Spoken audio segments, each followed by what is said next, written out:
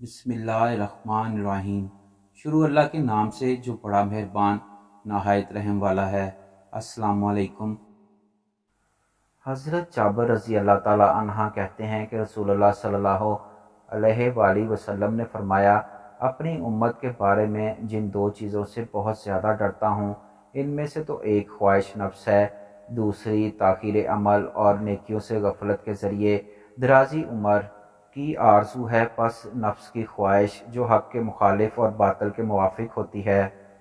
حق کو قبول کرنے اور اس پر عمل کرنے سے روکتی ہے، اور جہاں تک درازی عمر کی آرزو کا تعلق ہے تو وہ آخرت کو بھلا دیتی ہے۔ اور یاد رکھو، یہ دنیا کوچ کر کے جانے والی ہے اور آخرت کوچ کر کے آنے والی ہے، یعنی یہ دنیا لمحہ بہ لمحہ گزرتی چلی جا رہی ہے اور آخرت لمحہ بہ لمحہ تمہاری طرف چلی آ رہی ہے۔ نیز ان دونوں یعنی دنیا اور آخرت میں سے ہر ایک کے بیٹے ہیں، یعنی کچھ لوگ تو وہ ہیں لوگوں نے دنیا کے تابع و محکوم اور اس کی دوستی اور چاہت رکھنے والے ہیں، گویا وہ دنیا کے بیٹے ہیں، اور کچھ لوگ وہی جو آخرت کے تابع و محکوم اور اس کے دوست اور طلبگار ہیں،